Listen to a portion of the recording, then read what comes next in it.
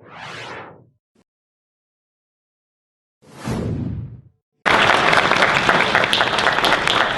panel is about showing off your creativity. It's the title of the panel, and what that really means is that we're going to tell you how we're putting this game together and how we're developing it so that you can both express and show off your creativity to other players in our world. So with that, I'd like to introduce the panel. We have Jeff Butler here on the end, our creative director, Dave Georgeson, our director of development, Darren McPherson, our lead designer, Steve Klug, the technical director, and Jake Soames. He's a senior designer on the team, and we'll figure out what his real title is after the show. All right. Good morning, everyone. I'd like to open by talking to you about the philosophy behind creativity in EQN and Landmark. For us, it's about the inspiration. Our goal and our guiding principle is to provide our players the ability to have an immediate connection and feedback with what they create, basically allowing their ideas to surface and be developed in ways never before possible. To do that, we had to create a new medium. We set out to develop an opportunity for ourselves and our players to create new game art in ways never before possible. And the requirement for it was that they be able to play that application, that tool, in the form of a game. We talk a lot in our debut and other panels about the inclusivity of getting everyone involved, and we mean it. Literally, everyone does it the same way. The developers and the player building is done in-game, live, with the same functionality, unconstrained and uncompromised to the greatest extent possible. Obviously, you're up for just a second, please do. That's what the kobolds actually look like. We finally got close enough for you to see them. I'm pretty sure... Honey badgers. That was a honey badger. I'm sorry, baby Ixars, I think that's what I was saying. Aviac hatchling. Aviac hatchling, yeah, there you go. So, kobold. Has anyone here ever used a 3D modeling tool? Yeah, the tutorial there on the screen is pretty accurate for those of you. And we knew that. 3D modeling programs and modern game building tools are very powerful, but they're hard to learn, they're difficult to master, and once you've done both of those things, they're pretty tedious to use. We've seen in other products simplistic approaches to creating user-generated content or content of any kind is often too restrictive for creativity on the scale that we're pursuing. So we had to come up with a different solution. Voxels, which you've already heard of. So expanding on the techniques that have been developed and kind of delivered to the genre in other cube building games, we've engineered a world that meets our guiding principle and gives everyone the immediate results that they need to bring their imagination and creativity forth. So one of the great things about Voxels, and just like with our emergent AI, we sought out experts in the field, and for Voxels we are using a technology from a little company called Voxel Farm that has partnered with us to bring this revolutionary way of rendering voxels to our game. It allows us to have not just blocks that you stack, but you can have voxels that have curves on them, or even sharp edges at non-right angles. Like, in block building games, they're all 90 degrees, but in this one you can have angles that are sharp, or you can have curves, and that brings in a tremendous amount of expressivity to the building tools. And they're very, very rapid to render, so when you make changes, they show up immediately. Makes for very, very natural editing. So in the months to come, I'm definitely going to take the time to show everyone something that's very important to the technology that we've created. And I'll describe it to you right now. In the games that you've played before, we've talked a lot about the skin of the world and how players interact with it. Basically stand on what's a height field, right? It's created by looking down on the game world and pushing and pulling on that on that mesh, basically making areas of great height or depression, and then you put objects on it, and that's the game world that we've played on. One of the things about this technology that we haven't really talked a lot about is the fact that we can not only create those heights and depressions, but we can create caves and overhangs within the voxels, so the world is no longer a height field. Literally, you can stand underneath outcropping rocks, all of which are part of the voxel world and can be destroyed. The screenshot that you're looking at on the screen right now was the magma cave underneath the fear rod. Kind of looks like the world tree in cross-section there with everything opened up. Extremely complicated, and right now in the game world you can take a pick or a spell and you can mine back up to the surface, you can go off into the distance, you can power down through the ground to find more lava and additional caves, and that's working as we speak. Very exciting to us.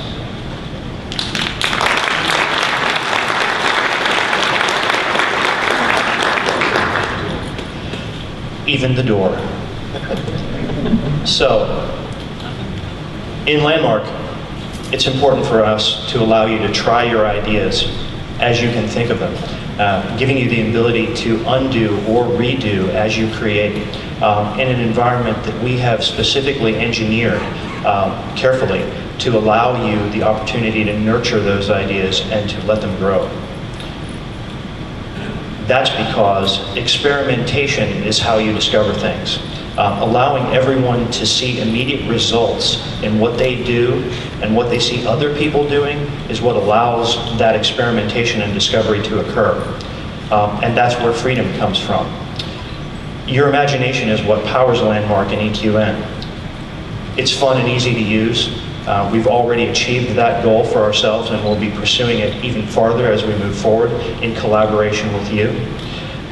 And the result is, and we've already seen, literally an unfettered stream of creativity.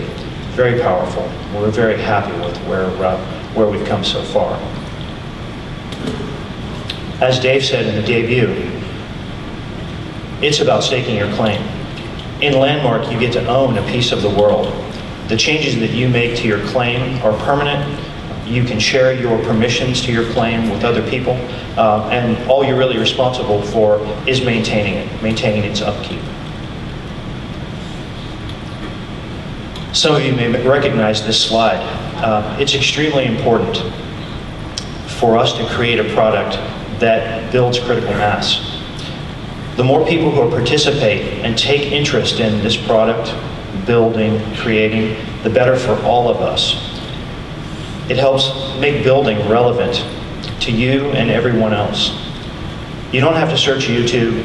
You don't have to go out on the internet to look for things to be inspired by. You can wander the game and see other people's amazing creations. The more people who play, the more amazing creations you'll see. You visit them, you can explore them personally. And the thing that's important is that is the key.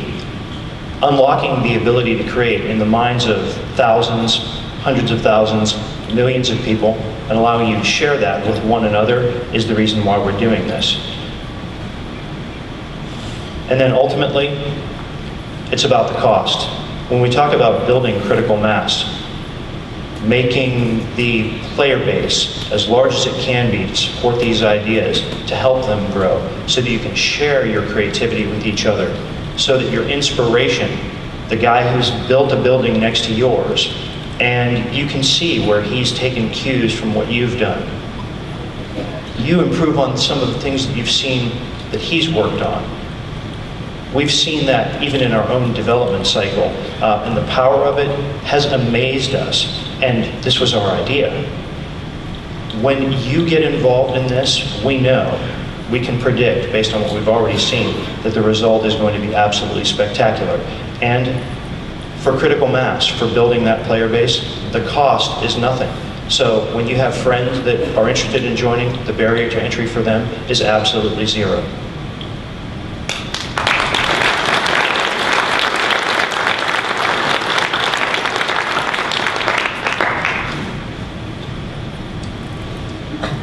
So I'm going to talk about social building. Mike, closer to Mike, sorry. So there's a whole bunch of cliches on this slide, I apologize. Write what you know. No, he doesn't. He did this on purpose. There are further apologies to come afterwards. Write what you know. We at SOE know MMOs. We know massively multiplayer games. We want to make sure that this game is both massive and multiplayer. And that means when you're building, you'll be building with other people, not just one or two, three or four, but you'll have your entire guild building with you, all on your plot that you're sharing. We want to give you the tools to do that, no matter at the scale that you want to do that at. Like whether you're doing it with your entire guild and you've formed like Besties Builders Band and you guys go out and you're best friends and you build everything together, or whether you just pick up some rando in a tavern and you guys make a one-night lemonade stand, you know, like whatever it is you want to do, we're gonna give you the tools to do that. That joke landed. I'm so No, it's the best example ever. Yeah.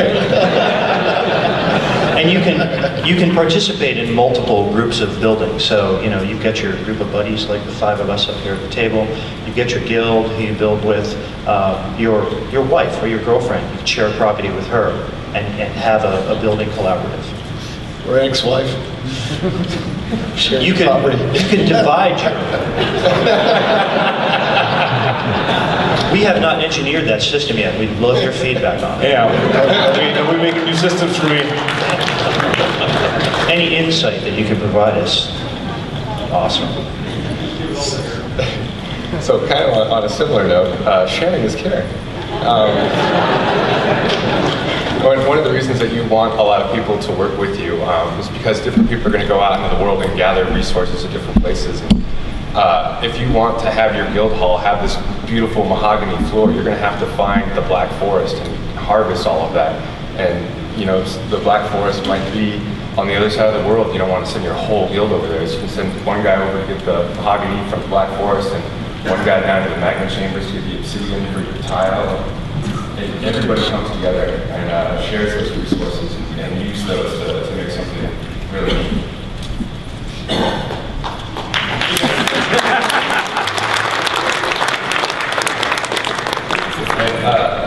Another really big reason we want to be working together is collaboration.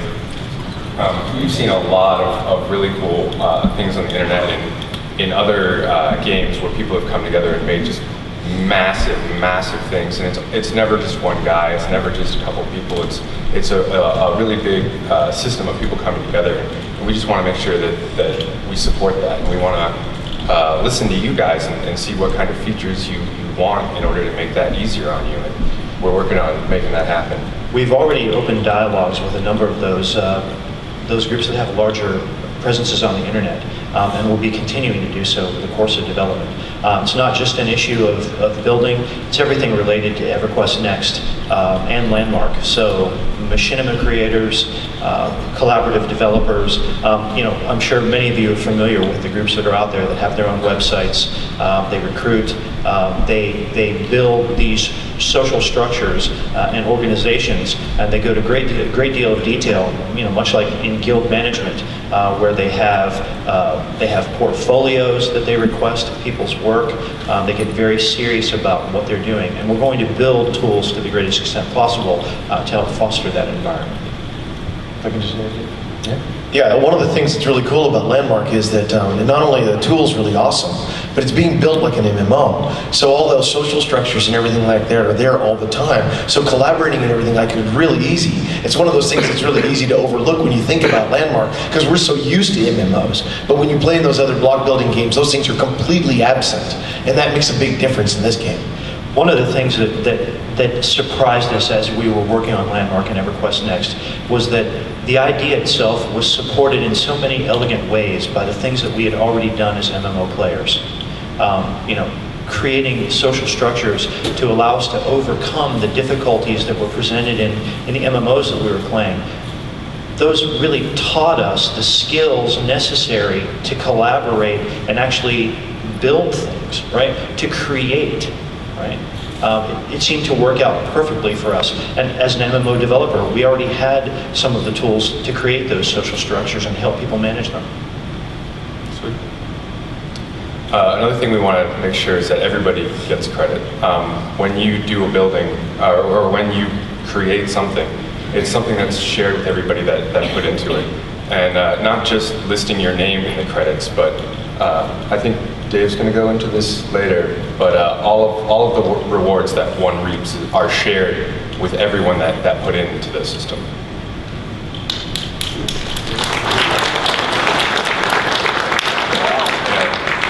And lastly, Rome wasn't built a day, but you know, a couple guildies, maybe a weekend or two.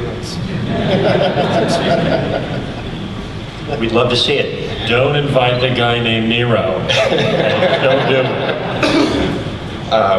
For these next set of slides, I want to apologize. I didn't have the beautiful concept art and screenshots that Jeff was able to gather. So I turned to the internet for a little help. You'll see what I mean. You're not alone. I did it too. What's that? I did it too. You're not alone. Okay. So discovering content. This section's about how you guys are going to find all of the different things that are going to be created. We expect this library to be massive. Like, there's going to be a lot of really cool stuff. There's going to be some stuff that's, you know, not the best. And we want to make sure that you guys can find the stuff that you're interested in, find the stuff that's super awesome. So one way we're going to do that is we're going to tell you about it. You'll be able to choose how often you get messages from us. If you want daily updates on what your favorite dude is building, we will make that happen. If you don't want all that kind of spam, you can set up like a weekly reminder, a monthly, whatever you guys want to do, through whatever means you're comfortable with. We could do it in-game, we can send you emails, talked about sending people text messages, like however involved you want to be is how involved we'll make it for you. They'll come through alerts when something changes. If somebody has, if your guild has moved on to the next stage and they're publishing their thing, we'll send you an alert about that. We're also going to have a landing page when you come into the game, or when you're browsing outside of the game. We want to make sure that we're giving you a lot of different opportunities to find stuff. And we're going to filter that for you, and we're going to have like featured content.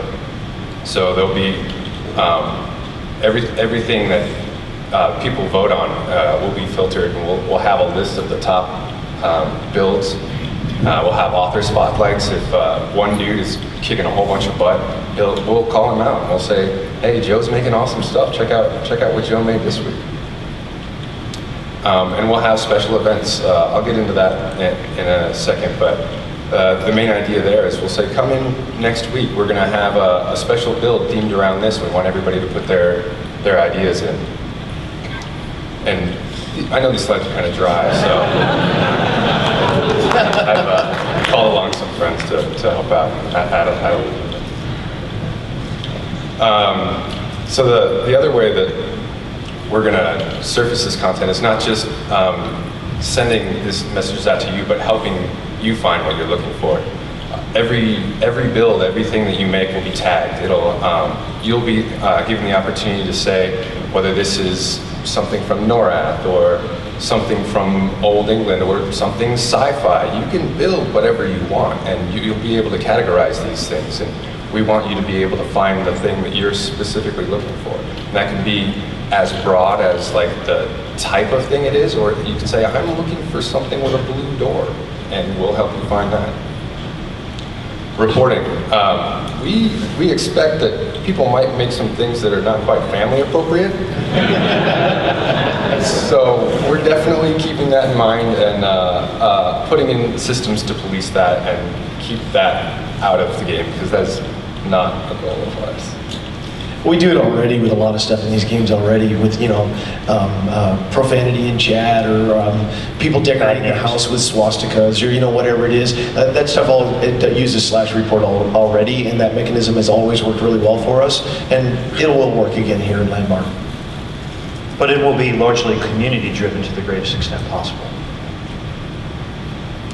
So the themes, I guess I kind of skipped ahead earlier. Those themes will be separated up into the larger categories like sci-fi and fantasy and contemporary and whatever, and the tagging will be the more specific points. So we'll give you filters so you can sort through all of these things and find the thing that you're looking for specifically. We want to make that as easy as possible, and we're looking at all different ways to do that. So I mentioned browsing not just in-game, but offline as well, on your phone, on your web browser. We want you to be able to find these things and then queue them up, so when you do come into the game, you can be like, oh, I remember I was on my lunch break at work and I saw this guy had this build, so I wanted to check that out when I got home. You can queue all those up, and when you get home, go check them out. So you're not, spending all of your free time at home sorting through all of this. You can do it while you're on the bus on the way to work or whatever.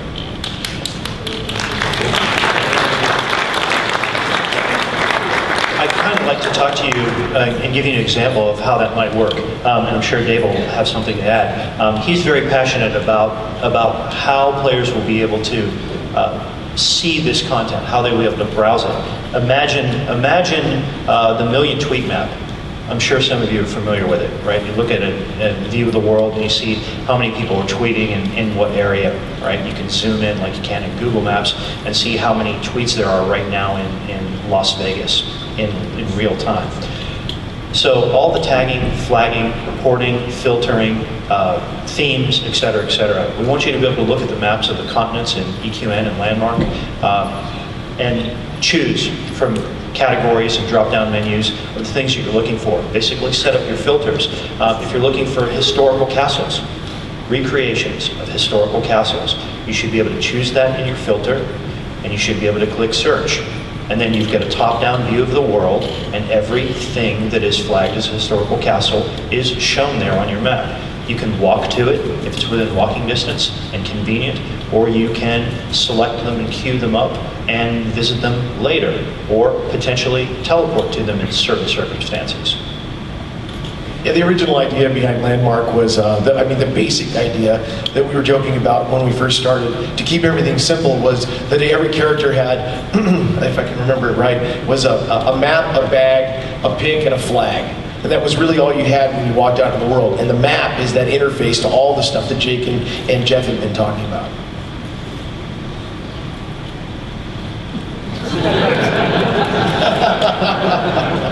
Was that a cobalt? That was a cheap laugh. That was a cheap So, in addition to telling you about everything and giving you the ability to look for things, we want to let you tell everyone else about stuff. So you'll be able to write reviews on content. You'll be able to rate content. And if you find somebody that you like, you'll be able to subscribe to that author. So anytime that they put out something new, you'll get an alert, or you'll be able to find the new thing that they've made. I'd actually like to let you... I feel like I'm being watched. Ceiling Cat knows what you subscribe to? I'd like to let you be able to subscribe to reviewers. People who, Dave's a great example, right? If Dave reads a book, I generally know that I'm going to enjoy that book when he recommends it to me. When I find somebody that's out there and looking at content, reviewing historical castles, this guy knows what's awesome and what isn't. Every time I see him make a comment or a review of something, he's dead on the money. His thoughts are my thoughts. We share an opinion. So I start subscribing to his reviews and comments. Every time he gives something a thumbs up, it comes up on my list. I queue it up and I go check it out.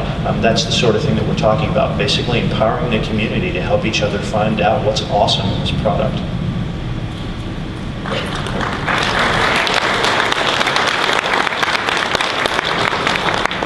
We also want to try and drive the types of things that are getting built. So we're planning on having contests that'll have different themes. Like, we want to see what your guys' take on Kanos is. We want to see what your guys' take on different seasonal things could be. Like, we want to see a winter village or like a harvest festival. And we want to take all of those things and rate the best ones and show them off and give you guys a chance to shine. We don't want to just do EQ and seasons. We'll have different challenges as well, like a literal sandcastle building contest where you would build a castle out of sand. I can't even imagine how far people are going to go with that, but I'm really, really excited to see it. Really looking forward to it because it becomes even more exciting as you learn ultimately what our plans are for these things. Okay, so let's talk about Player Studio. Making stuff is cool. What do we do with it? All right, so basically we wanted you to be able to have a huge impact on all the worlds. So one of the ways, I mean, when you're building stuff in your, on your Clayman or working with other folks on a co-op build, you're affecting your own world. Player Studio allows you to affect all the worlds because the marketplace can be accessed from everywhere on all the different worlds. Cool. So when you make something and you create it and it's awesome and it's a big benefit to the community, it's not just your community, you're benefiting everybody. You're of course using all the in-game tools to be able to build that, which we've already talked about. And you can then just very easily package them up for sale, stick them up on the Player Studio, and then once other people see that item, they're not only seeing the item, they're also seeing who you are, by your name and reputation, and they can thumbs up and thumbs down stuff, so you can see how people are responding to it, and then you make money from that. We share the revenue with you, of course, but it's one of those ways that you can capitalize on your own imagination and creativity, and like I said, contribute to all of the worlds around you. One of the things people don't always get right away when we start talking about Landmark and EverQuest Next is the concept of templates. See, when you make an item and you package it up, you're not selling the actual item. You're selling a template, which is kind of like a pattern. And so when you're putting that up there, other people are seeing what the end result would look like when they buy the template. But you have to go out and actually, sorry, I lost my voice at the pool party last night. So when other people see your item on the marketplace and they buy it, what they're doing is they're buying that pattern. They still have to go out into the world or talk to other players and acquire resources that way. But you have to get all the pieces that you need to be able to build that item, and then you can stick it on your claim and be able to create it. We're also going to allow you to save all those templates, which is a really cool labor-saving device. It's basically like a save file that's kept on the servers. And once you have that template on Landmark, if it's appropriate to Norath when we get to EverQuest Next, you'll be able to actually import that in. And once you have an area to call your own inside EverQuest Next, then you'd be able to put those objects on that area. It's wonderful.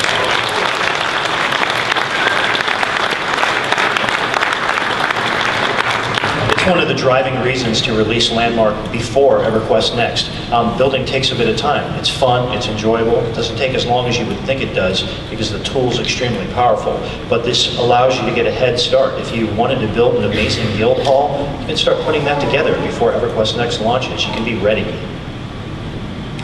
Now, I also wanted to point out, because we all love EverQuest here. We all love Norath. But I wanted to make sure that everybody understands Landmark is not just Norath. Just on that one continent, it's only Norath. But everywhere else, it can be anything you want to. So obviously, this is just clip art from the web. I apologize for that. But I wanted to show the wide variety of imaginations that you can bring to it. So anything from modern day to or to fantasy to sci-fi, whatever you want to build, you can do. Anything that doesn't violate our EULA and our good taste rules, you can be able to make. And like I said in the presentation, anything customer service allows. That's what we'll do. So you can go off of that and then be able to also participate with the creation of Norath on those special continents. And then, of course, you always need to keep in mind that the more original your item is, the more time it took you to create it, the more useful it is to other players, the more likely it is to sell really well. And if you're into that, if what you want to do is participate in Player Studio, then that's something you should always keep in mind. Because if you build something cool, like what I mentioned in my example last night, about if I built a really cool tower that other people could use when they were kitting out a castle, well, lots of people are going to build castles, or they're going to build little environments that involve keeps and things like that. So if I built a really rockin' tower, I might be able to actually make a lot of money that way, which would be cool. And even if you're not into the money, it's still cool to see other people use your stuff.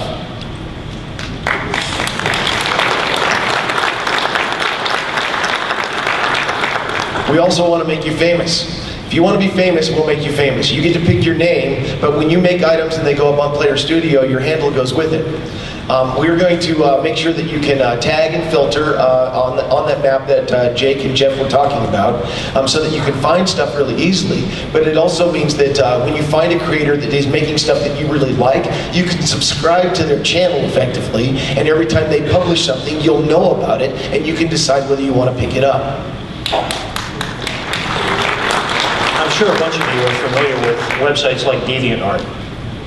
That sort of thing is exactly what we're shooting for. Yeah. And then, of course, buyers can do ratings up and down so that other players can find stuff that's really cool, and as well as to give you feedback from your players. Now, the royalty system. I won't go into the examples very much because I mentioned the tower and castle thing already. But since the Voxel contribution, everybody saw the presentation last night? Did anybody not see it? Okay, good. I don't have to go through that again. So that means that with the Voxel contribution system for royalties, your creations and your creativity are protected. And when other people use your stuff, you're still going to end up getting paid for it. That is true of not only stuff that you do independently, but also when you work cooperatively with a group. You can either, oops, a little bit too soon. You can either go on a straight per voxel basis, or if somebody is running a co-op group and they want to assign percentages that should be of the royalties that should go to each individual group member, you can manually adjust that. Maximum freedom. So that's the panel. Now we're going into the Q&A, and Terry will be taking questions. All right. So if you were here yesterday, we're gonna line up. So go ahead and line up. But a couple of rules, because I made a rookie mistake yesterday, and that is one question per person. If you have more than one, you can go back to the end of the line. That way, the maximum number of people can get through. And please keep your questions related to the topics that we were discussing here, specifically Landmark. There are other panels for EverQuest Next specific questions. So let's try to keep this topical. The in-game tool will, if I understand it, allow us to create new models for objects and texture them. The initial tool that will be released in Landmark does not allow you to create the objects themselves. What you can do is you can create all kinds of different terrain and all kinds of different buildings and stuff like that, and you can create a lot of stuff that's really, really fine detailed. But like, for instance, creating those trees that you saw in Fearog last night, you can't actually do, well, you could get something really close. It probably wouldn't be exactly as finely detailed. We have some ideas for the future, but we're not talking about those yet.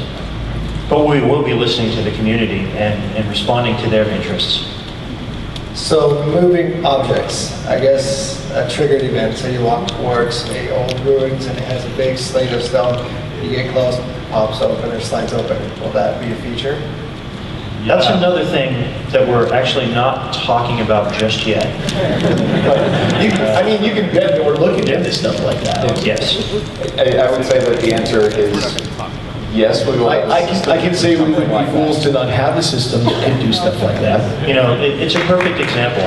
The first two questions they're along the lines in terms of leaps of logic that we followed ourselves as soon as we started working on this. We can anticipate at least that level of expectation. I tweeted last night, somebody asked me, why don't you tell everything about the games right now? And I said, well, we're out of the black box, which means we get to talk about stuff, but we're still holding a lot of surprises. For sure. And, you know, between now and the launch of Landmark, we'll have a lot to talk about. We picked a big chunk of things to discuss over the next couple days, but we had to kind of draw a line someplace. Coming into this weekend, I did a lot of reading, obviously, as much as I could about EQN, and one of the speculations was have a good look at Player Studio. And when I went to look at it, it basically told me US only. Is that going to be true? Oh, we'll fix it. There's a whole bunch of legal stuff that we have to go through. Every different country has their own laws, and there's different ways of tax reporting and all this badness that you just don't want to know about. I don't even want to know about it.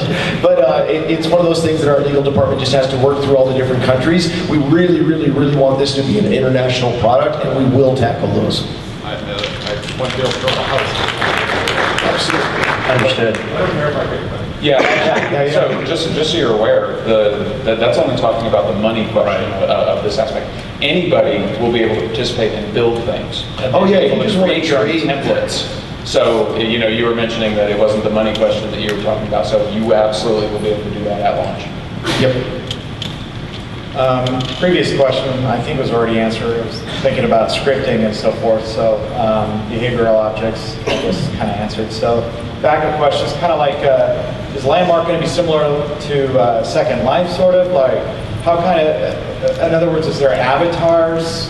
Do you choose options with that? What's the range from the external side of the game than just the building side, I guess? Well, it's going to be an MMO, which means that you're going to have an avatar. There will be a character trait. Now, it will probably be much simpler than a traditional MMO one, at least at the beginning. But no, you are a character in the world. Everybody else is a character in this world. And you interact with it on that level. Could you make servers that allow subjective content? Allow what kind of content? Do you think you mean content that You mean violate triple-X servers? Or Oh, right. Oh, no. I want to say something and I can't. Like just about every question about creativity, we've probably given that some thought. Expect to hear more in the future, hopefully. We know people are going to want to do some big co-op builds, and we have some ideas to support it, and some of those can get really enormous. So we're starting to design, or we have design structures that allow that, but we can't talk about it yet. A system built on voxels seems like it'd be very hardware intensive. Is this going to be like a very, I need a powerful machine to do anything in Landmark type of thing? Steve, you got a question. I did.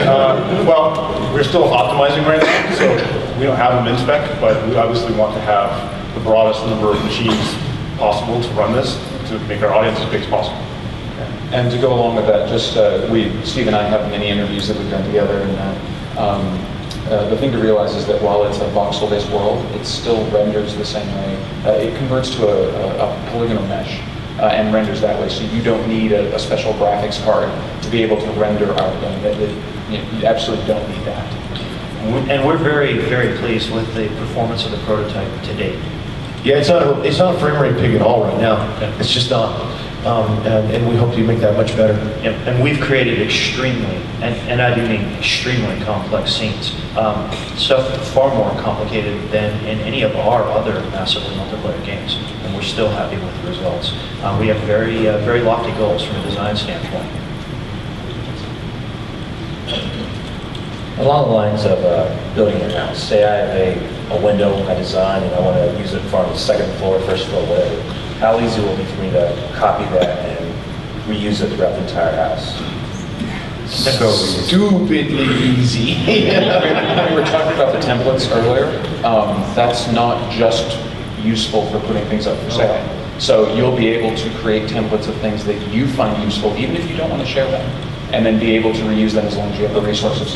As long as you have the resources. Exactly. And you can actually just select an area, copy and paste it, and put it somewhere else too. That's what I was asking. We used a really good example. Earlier Jay talked about Rome. If you build a section of wall, right, a nice Roman wall, you create it in voxels, looks finished, it looks detailed. You can grab that, select it, copy it, and you can paste it down over and over and over again as long as you have the resources to fill the template, and effectively bring your city in a couple of minutes. Just as quickly as you can orient it on the terrain and click paste. It happens very fast. I put the wall around the city of Halas in a prototype in about a half an hour, and that's just because I was being nitpicky about where every single voxel fell. Yeah, in our first version, I built most of the city in a weekend. And those were with the old tools. That was with the old tools. The new ones are way better. Hi, I'm one of your current Player Studio artists, and I'm wondering if I'm still going to be able to create stuff in 3D Max, bring it in as an object, and then put the boxes around that. It's a debate. We're debating it pretty fiercely. On the pro side, it's obviously cool for the people that know how to use those programs to be able to do that. On the con side, it's kind of neat if everybody uses the same tools. So we're still debating it back and forth, and honestly, we'd like to hear your guys' opinions on it. This is a good time to. Yeah, there we go. This is a good time to plug the roundtable.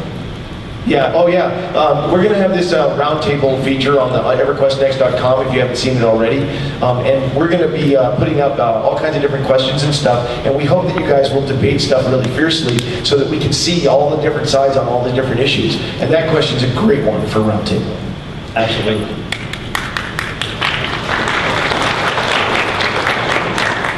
What kind of scale are we talking about as far as things that we can build? Is there like, I'm sure there's a limit as far as, how tall something can be, or, how many walls you can put up per se. Is there a certain limit to what we can do? So ultimately, as in everything, there will be a technological limit, right? Would you, for instance, be able to build a city that's 20 kilometers on an edge? Probably not. Mostly because you really can't do that.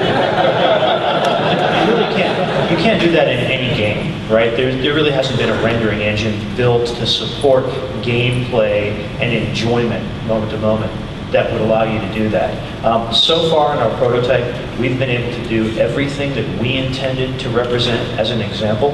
All of the gameplay areas that we knew we had to create to give you an entertaining single player or group-oriented storyline, dungeons, etc., etc. We will be able to create those. So as far as that's concerned, the limits fall within, I think, what you would expect.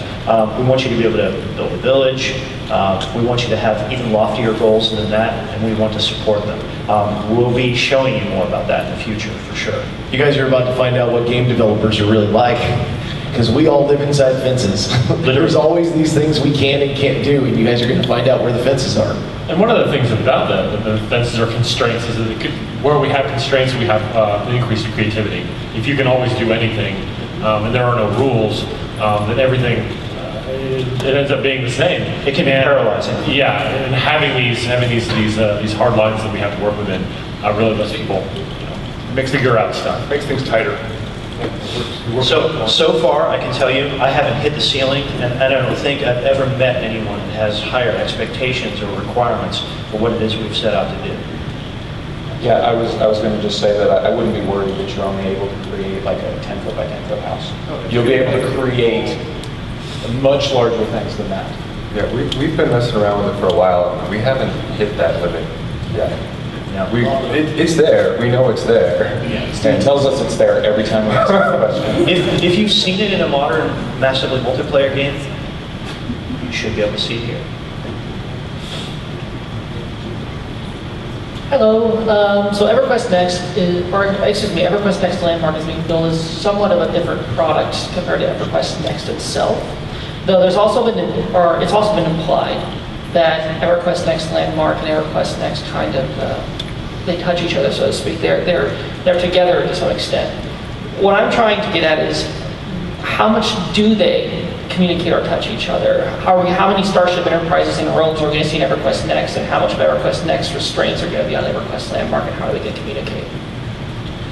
It comes back from EverQuest Next to Landmark really easily, but if it's going to go from Landmark to EverQuest Next, it has to fit the art direction. So you will see 0 Starship Enterprises in EverQuest Next.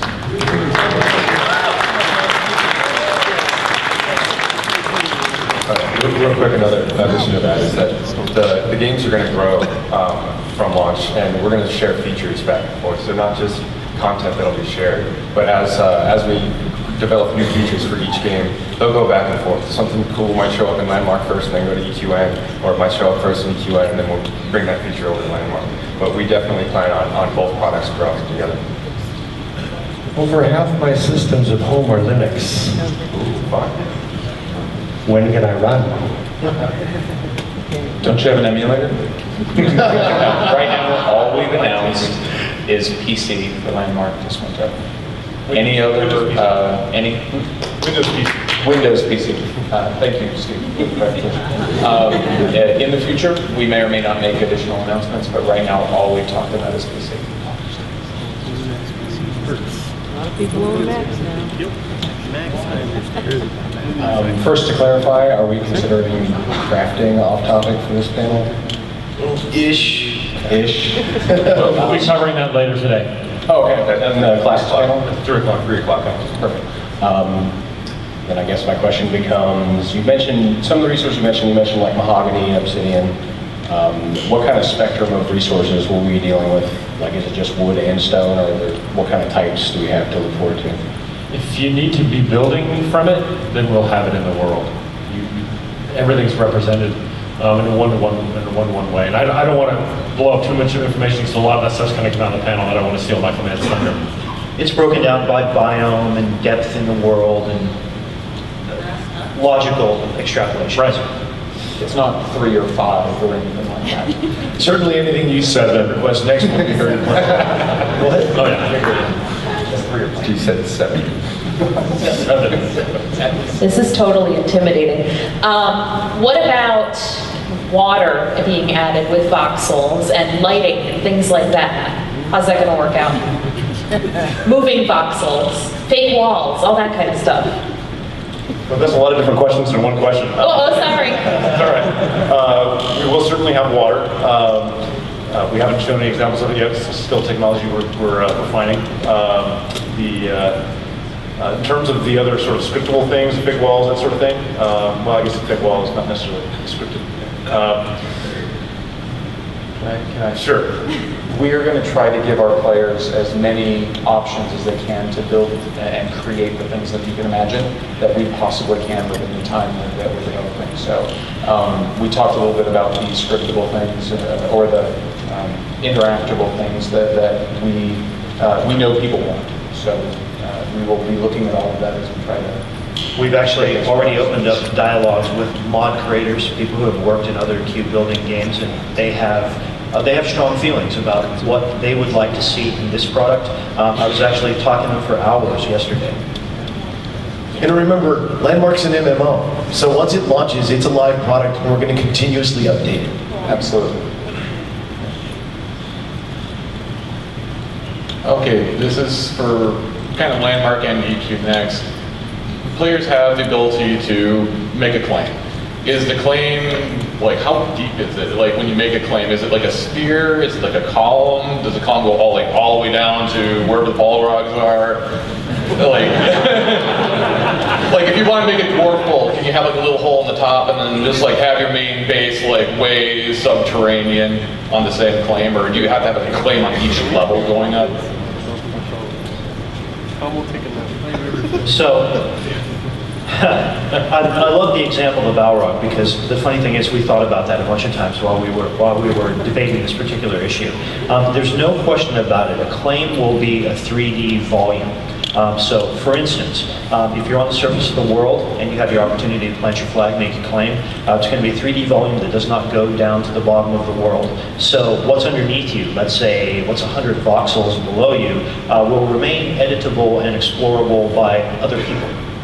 But we do want you to have the ability to create claims in other 3D volumes of space, such as maybe on a floating island or actually below the world, because you want to make like the Balrog King's Citadel house. If that answers your question. It will not go all the way to the bedrock. You don't own the sky rights. Yeah. In regards to tagging, for tagging system to work, it has to be accurate. Will there be a method to suggest takes to an author, or maybe report inaccurate takes? Yes. Yeah, we will build a system that will look at the components of your build and say, oh, we see you're using this. Is this the thing that you're going for? And it'll list out all those things.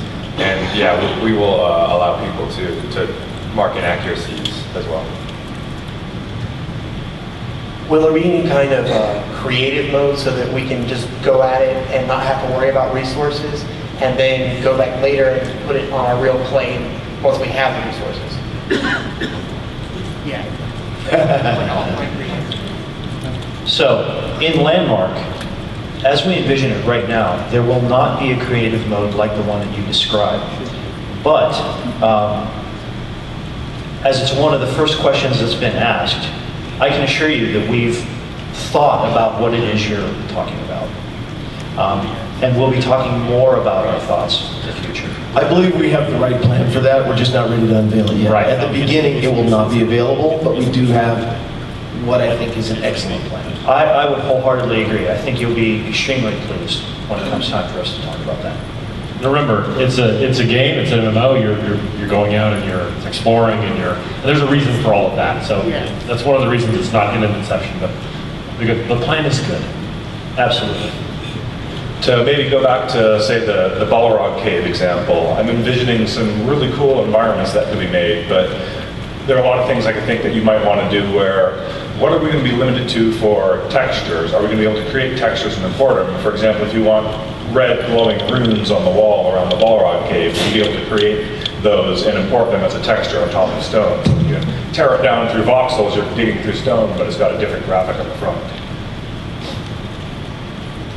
It's possible you could do some of those things via placement of placed objects or props.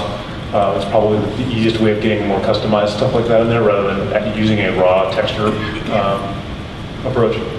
Also, our voxels are actually pretty fine. You'd be surprised at the amount of detail that you can get just by manipulating the voxels. Yeah, you can make a lot of those things just with voxels. Yeah, I've built a lot of objects out of voxels. I mean, they look pretty tight. Voxels really small. For the stuff that's going to be allowed to go into EverQuest Next, that we're going to be allowed to design in Landmark, is there going to be any sort? Is there planned initially to be any sort of like, who knows, circuitry or anything like that? Anything we can build brick and circuit? You mean like redstone in Minecraft? Yeah, I know what you're talking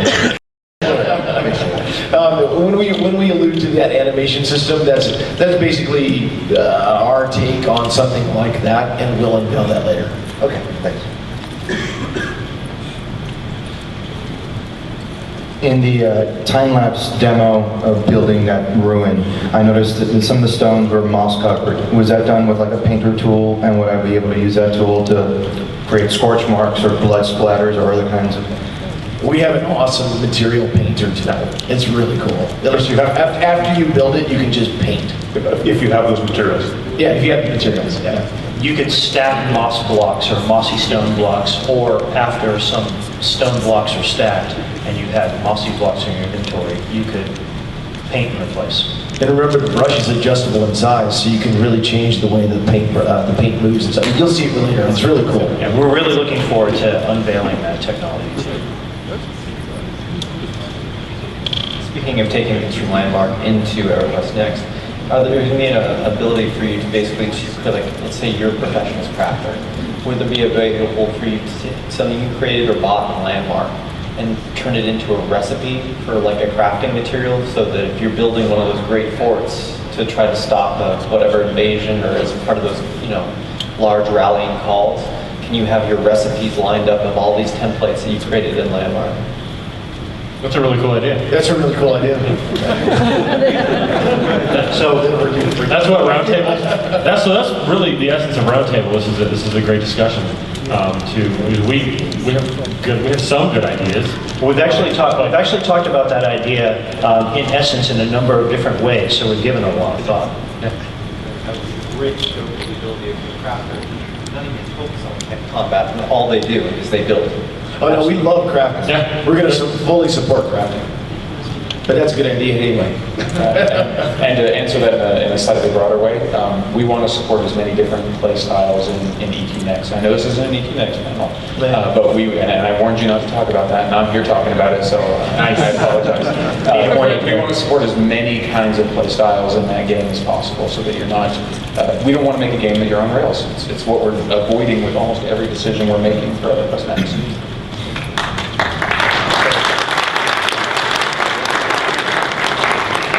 This is kind of complex. Basically, do you take your template and then you have to have the specific materials mentioned in the template, or could you throw up your template and then instead of using granite and marble, you could use wattle and daub or, buffalo chips or whatever you have on hand that's plentiful. So do you have to use things that are mentioned in the template, or can you use lesser materials that are more easily had? It's a possibility that we've talked about. Right now, it's not supported that way, but certainly it's a valid request. And there's other templates that you can buy that fulfill those requirements. If you know that you don't have access to Obsidian, you can use a template that doesn't use that to accomplish very similar things. Well, part of the thing is that, when you are yourself building something, can you build it out of, buffalo chips? And then later, when you get the resources, can you change it? Yes. Yes. Okay. Absolutely, you can. In fact, that's one of the chief reasons we built the paint tool. And one of the things we've also talked about is if you're purchasing templates, you'll know what's required in them before you do that. We'll display that information so you won't buy something that you can't possibly place, or that you have no intention of ever being able to place. And I want the buffalo chip castle now. Yes, that's really good. Put that in there somewhere. We have a few textures that actually might look that way already. She's right over there. She's right there. She's well aware of it. Are you saying that her textures look like buffalo chips? Not in any way, shape. That was Jeff that said that.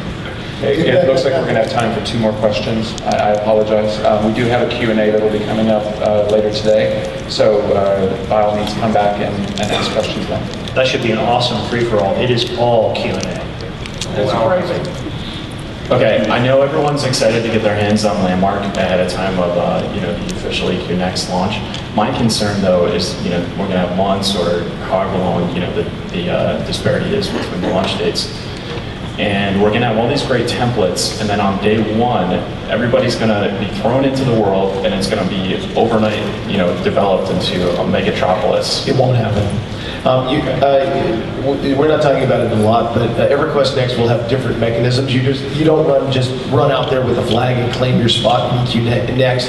EverQuest Next is a directed experience, and you'll have to earn stuff like that. Yeah, it doesn't work that way. And the other thing that I want to say, because it's come up multiple times, particularly on the internet, you should understand that from a destructibility standpoint, the world of Norath will not look like the cratered moon 15 minutes after the game launches.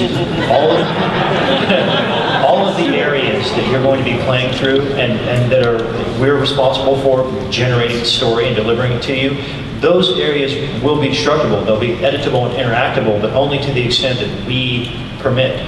So, as you blow a hole in the ground, it might only go a couple blocks deep, for instance. We don't want you to be able to tear apart other people's play experiences, nor do we want you to be able to build your Tudor house on the newbie spawn spot. And also, for those of us who have played like Ultima Online, and you saw the housing in Ultima Online go everywhere, in every nook and cranny, we don't allow that. Every continent in Landmark has a maximum percentage of claims that can be made, so that there will always be wilderness areas, there will always be open areas, so on and so forth. It's up to you where you claim, but we don't allow you to over-claim a continent. We'll just spawn new continents. And one other thing that goes along with that as well is don't forget that you have to have resources. So even if we were crazy enough, and we're not, to allow that sort of thing at the launch of Next, you would still have to take time for people to go out and collect the resources to put anything down anywhere. So the resources between the 2 games don't mix. Yeah, you won't be able to go, oh, I've collected 10,000 stone in Landmark, and now I can do what I want in EverQuest Next. That's not the way it works. Will there be a subscription ability, and what would the benefit be to a subscriber? We haven't nailed down our economic model yet. I mean, it's a free-to-play game. It's likely that we'll be looking into subscription options, but only so that you could get bundles of stuff instead of buying stuff individually. It's not really that kind of game. We're not, basically anything that we're selling is available to earn inside the game, and we don't sell very much. Player Studio is the backbone of the game, and we'll have some micro-transfer stuff like little shortcuts, save you some time, or maybe some appearance options kind of things, but we're just not selling that much.